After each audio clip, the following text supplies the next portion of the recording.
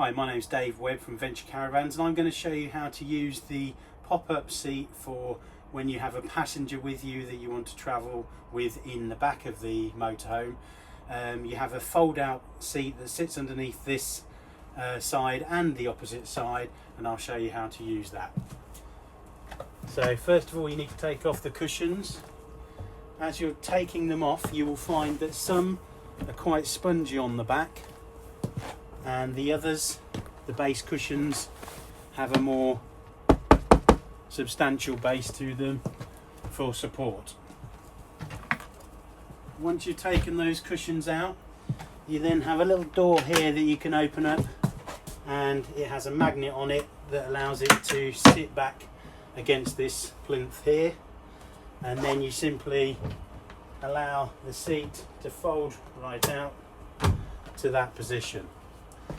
You can then use the wooden backed base cushions to slot it into there, and the backrest, sorry, not that one,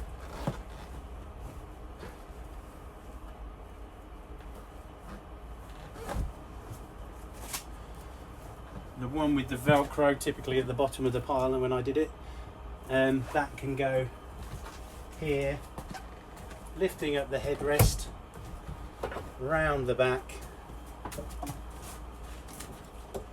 behind the seat belt, which can then come over the top like so. And there you have your front facing passenger travel seat. Turning it back into the base is very simple too. Actually, just everything in reverse. So you take off the velcro strap, push the headrest down, take out the base cushion, fold down the seat until it's level, and close back the little door there, and then put the base cushions back into place along with the backrests as well.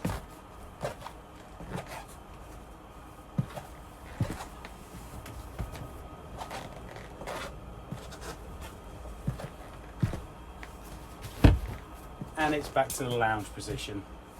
Hopefully that's been a useful video. Thank you for watching.